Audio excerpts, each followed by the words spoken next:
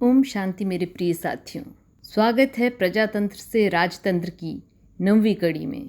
आज का विषय होगा सतयुग त्रेता के राजतंत्र में चक्रवर्ती राजा और अन्य समानांतर राजाओं की भूमिका। दूसरा विषय होगा सतयुग त्रेता के राजतंत्र में राजा और प्रजा का परस्पर संबंध।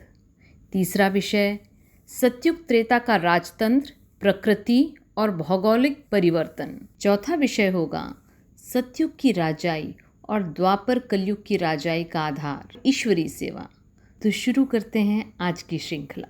प्रजापिता ब्रह्मा कुमारी ईश्वरीय विश्वविद्यालय में स्वयं परमात्मा शिव आकर सृष्टि के आदि मध्य अंत का ज्ञान देते हैं। भगवान त्रिलोकीनाथ हैं, इसलिए उन्हें तीनों कालों का ज्ञान है, पांचों युगों का ज्ञान देते हैं। सतयुग, त्रेता युग, द्वापर युग, कलयुग और पांचवा युग पुरुषोत्तम संगम युग का भी ज्ञान परमात्मा स्वयं देते हैं।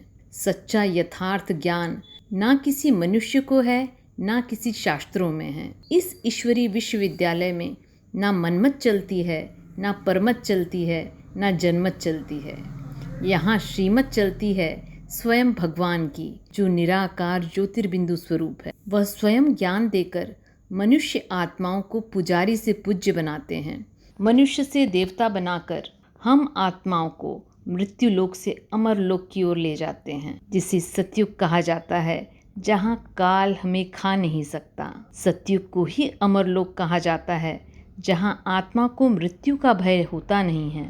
वहाँ आत्मा पूर्ण आयु प्राप्त करने के बाद सहज ही देह का त्याग करती है। सतयुग में ही श्री कृष्ण का जन्म होता है और 25 वर्ष की आयु में श्री कृष्ण और श्री राधा का विवाह होता है और राज्याभिषेक भी होता है, और वे श्री लक्ष्मी श्री नारायण के रूप में विख्यात होते हैं।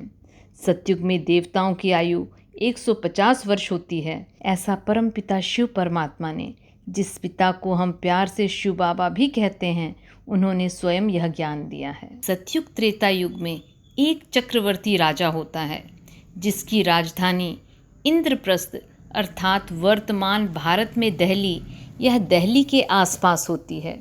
और उसके समानांतर सतयुग में 7 और राजाएं होते हैं, जिनकी क्रमानुसार राजगद्दियां चलती रहती हैं। समयांतर में जनसंख्या वृद्धि और सतो प्रधानता की कलाओं के गिरने के कारण राजाइयों की संख्या बढ़ती जाती है, जिससे त्रेता में एक चक्रवर्ती राजा और उसके समानांतर राजाइयाँ 11 अन्य राजाइयाँ अर्थात कुल मिलाकर 12 हो जाती हैं, और उनकी क्रमानुसार राजगद्दियाँ चलती रहती हैं।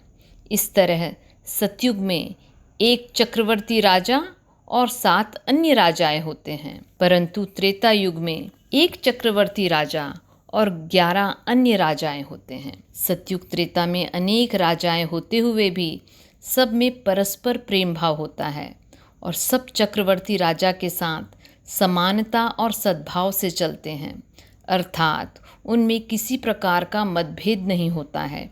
इसलिए वहाँ का एक राज्य, एक भाषा, एक धर्म का गायन है। शिव बाबा ने कहा है, 84 जन्मों का चक्र भी तुम ही लगाते हो, तुम्हारे बिगर यह ज्ञान और कोई को मिल ना सके।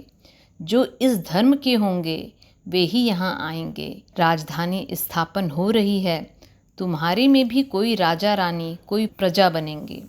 सूर्यवंशी में Lakshmi Narayan the first, second, third 8 गद्दी चलती है।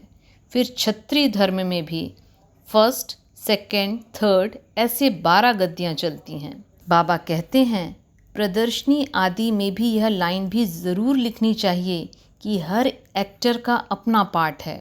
बाप भी इस ड्रामा में निराकारी दुनिया से आकर साकारी शरीर का आधार लेकर पार्ट बजाते हैं। यह सिद्ध करके बताना है। इस सृष्टि चक्र को जानने से मनुष्य स्वदर्शन चक्रधारी बन चक्रवर्ती राजा, विश्व का मालिक बन सकते हैं। तुम्हारे पास तो सारी नॉलेज है, बाप के पास है गीता का नॉलेज, जिससे मनुष्य नर से नारायण बनते हैं।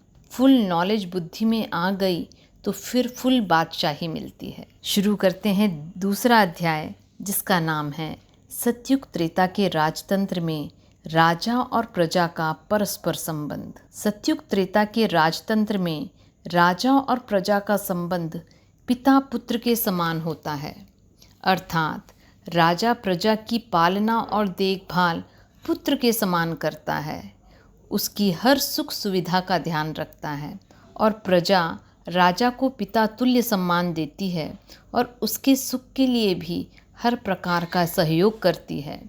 दोनों अपने अपने स्थान पर सुख शांति का अनुभव करते हैं। दोनों में अहंकार या हीनता की कोई भावना नहीं होती है। सारा राज्य एक परिवार के समान होता है। इसलिए शिव बाबा कहते हैं, वहाँ सब अपने को मालिक समझते हैं, अर्थात सब में अपनत्व का भाव और भावना होती है। तीसरा विषय है सतयुग त्रेता का राजतंत्र, प्रकृति और भौगोलिक परिवर्तन। सतयुग त्रेता में राजा प्रजा सभी पावन होते हैं, पवित्र होते हैं। उनके कोई विकर्म आदि होते नहीं हैं। वहाँ पाप होता नहीं है, दुख होता नहीं है। इसलिए प्रकृति उनकी दासी होती है, अर्थात सबको मन वांछित फल देती है। जब कलयुग के अंत और सतयुग के आदि के पुरुषोत्तम संगम युग पर आसुरी राज्य और सभ्यता का अंत और दैवी राज्य और दैवी सभ्यता का अभ्युदय होता है, अर्थात भोग बल का अंत और योग बल की आदि होती है, तो विश्व में भी अभूतपूर्व भौगोलिक परिवर्तन होता है। और जब दैवी राज्य दैवी सभ्यता का अंत होता है, तब भी विश्व में विशाल भौगोलिक परिवर्तन होता है, जिससे दैवी राज्य और सभ्यता के अवशेष भी विलीन हो जाते हैं। प्रकृति आत्माओं को उनके कर्मों के अनुसार सुख दुख दोनों देने की निमित्त बनती है।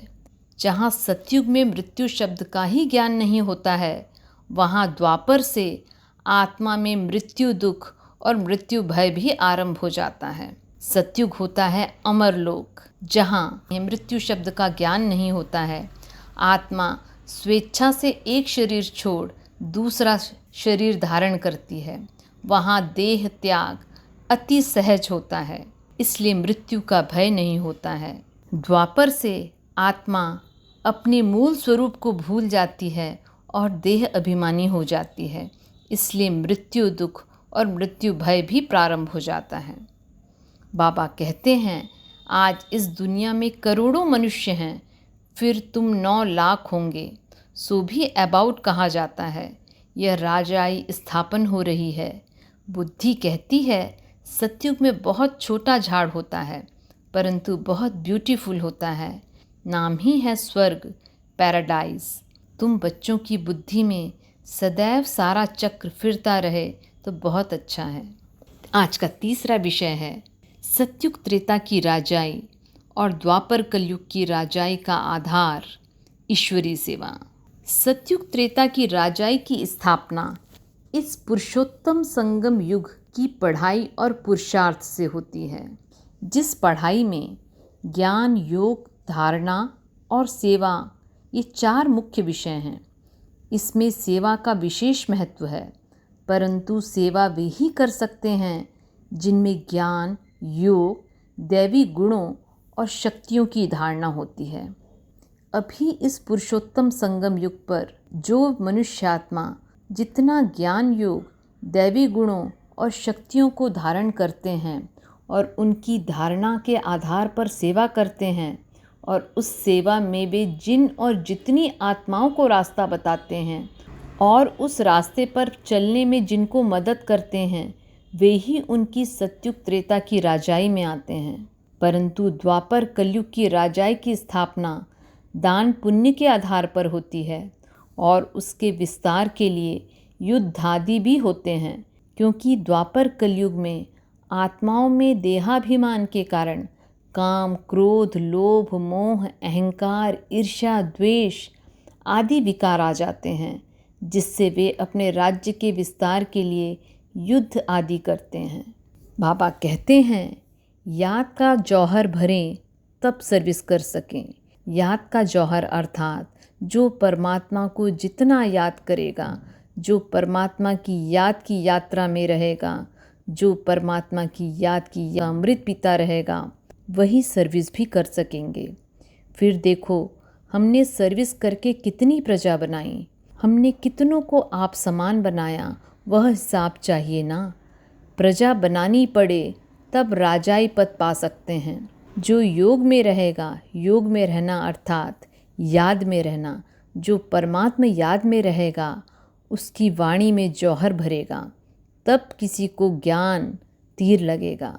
बाबा ने कहा है, भक्तों को ज्ञान सुनाओ, व्यर्थ किसको ना दो, नहीं तो और ही निंदा कराएंगे। 16/7/2010 के बाबा के मधुर महावाक्य हैं, जिसमें बाबा कहते हैं, महीन बुद्धि वाले ही अच्छी रीति समझकर समझा सकते हैं।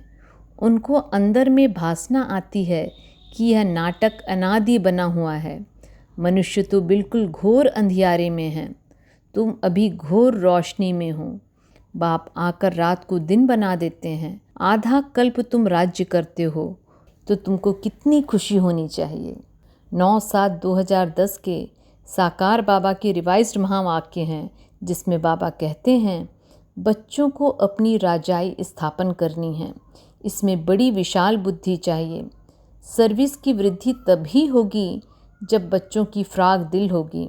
कोई भी शुभ कार्य आपे ही करना बहुत अच्छा है। बाबा तो दाता है, बाबा किसको थोड़ी ही कहेंगे कि इस कार्य में इतना लगाओ। 9/7/2010 के रिवाइज्ड महावाक्य हैं, जिसमें बाबा कहते हैं, यह है ज्ञान यज्ञ। यज्ञ में आहुति डालनी होती है। ज्ञान सागर बाप ही आकर यज्ञ रचते हैं। यह बड़ा भारी यज्ञ है, जिसमें सारी पुरानी दुनिया स्वाहा होनी है। इस बेहद की सर्विस में कितनी विशाल बुद्धि होनी चाहिए। हम विश्व पर जीत पाते हैं, काल पर भी जीत पाकर अमर बन जाते हैं। तुम किसको भी विश्व का मालिक बना सकते हो। अभी तुम बाप के बने हो तो फिर नशा चढ़ना चाहिए ना। गायन है, अति इंद्रिय सुख पूछना है तो गोपी वल्लभ के गोप गोपियों से पूछो। नंबरवार पुरुषार्थ अनुसार ही खुशी का पारा चढ़ेगा। कोई तो झट आप समान बनाने की सेवा करने लगते हैं। बच्चों का काम ही यह है कि सब कुछ भुलाए अपनी राजधानी की याद दिलाना। तुमको विश्व की बादशाही देता हूँ, तुम हमारे बनकर सर्विस करो। भोलानाथ है, तब तो सब उनको याद करते हैं। अभी तुम हो ज्ञान मार्ग में, अब तुम बाप की श्रीमत पर चलो और विश्व की बादशाही लो, सो भी सूर्यवंशी में। अभी जो बच्चे माता पिता के दिल पर चढ़ते हैं, वे ही भविष्य में दिल तख्त नशीन बनेंगे। जो रात दिन सर्विस में बिजी रहेंगे, वे ही दिल पर चढ़ते हैं। बाप का पैगाम सबको देना है। अगर यह राखी बांधते हो तो पैसा कौड़ी किसी से कुछ भी लेने का नहीं है। बोलो, हमको और कुछ नहीं चाहिए, सिर्फ 5 विकारों का दान दे दो। यह दान लेने के लिए हम आए हैं। बाप आकर गंदगी से निकालते हैं। जितना हो सके बहुतों को निकालने की सर्विस करनी चाहिए। जो करेंगे वे ऊंच पद पाएंगे। बाप तुमको सत्युग से भी ऊंच यहाँ बनाते हैं। बाप ईश्वर पढ़ाते हैं तो उनको अपनी पढ़ाई का जलवा दिखाना है, तब बाप भी कुर्बान जाएंगे। दिल में आना चाहिए, बस अभी यह भारत को स्वर्ग बनाने का ही धंधा करेंगे। बाप हमको स्वर्ग का प्रिंस प्रिंसेस बनने के लिए पढ़ा रहे हैं, तो तुमको कितनी खुशी रहनी चाहिए। बच्चों को सर्विस का शौक़ होना चाहिए। हम ऐसी ऐसी सर्विस कर गरीबों का उद्धार कर उनको स्वर्ग का मालिक बनाएं। बाप हमको पढ़ाकर सत्युग का मालिक बनाते हैं। अंदर में बच्चों को शौक़ होना चाहिए कि हम बाबा के सपूत बच्चे बनकर क्यों ना जाकर सर्विस करेंगे। पढ़ेंगे नहीं, सर्विस नहीं करेंगे तो किसी के पास जाकर सत्युग में दास दासियाँ बनेंगे। क्या शिव बाबा के पास दास दासी बनेंगे? अभी तुम पढ़ते हो स्वर्ग के प्रिंस प्रिंसेस बनने के लिए। प्रिंस प्रिंसेस का जब स्वयंवर होता है तब फिर नाम बदलता है। अमर कथा सुनाकर बाप तुमको अमरपुरी का मालिक बनाते हैं। यह बड़ी समझने की बातें हैं। जितना समझेंगे, औरों को समझाएंगे, उतना प्रजा बनती जाएगी और तुम ऊंच पद पाएंगे। बाबा कहते हैं, नेचुरल कैलेमिटीज़ तो आनी ही हैं। जैसे लुहार अपनी चीज़ों को बनाने के लिए बार बार हथौड़े मारता है, वैसे ही एक बार आने के बाद भूकंप बार बार आता रहता है। धीरे धीरे ही धरती शांत स्वरूप में आ पाती है। बाबा के ज्ञान के अनुसार इन लहरों का कारण है दुनिया में बढ़ता हुआ पापाचार, भ्रष्टाचार आदि। इनका मनुष्यों पर तो प्रभाव पड़ता ही है, साथ साथ प्रकृति के पांचों तत्वों पर भी पड़ता है। इसलिए बाबा ने कहा है कि प्रकृति भी अब तंग हो गई है। इन प्राकृतिक आपदाओं के द्वारा ही सृष्टि परिवर्तन होना है, सतयुग की स्थापना होनी ही है। इन प्राकृतिक आपदाओं के द्वारा ही सृष्टि परिवर्तन का महान कार्य होना है। यह बात हम राजयोगी वत्सों को अच्छी तरह मालूम है। अतः समय की नाजुकता को देखते हुए हम स्व परिवर्तन के द्वारा विश्व परिवर्तन के कार्य में मदद करें, साथ साथ तन मन धन तीनों को सफल कर परमात्मा के विशाल कार्य में सहयोगी बने। ओम शांति।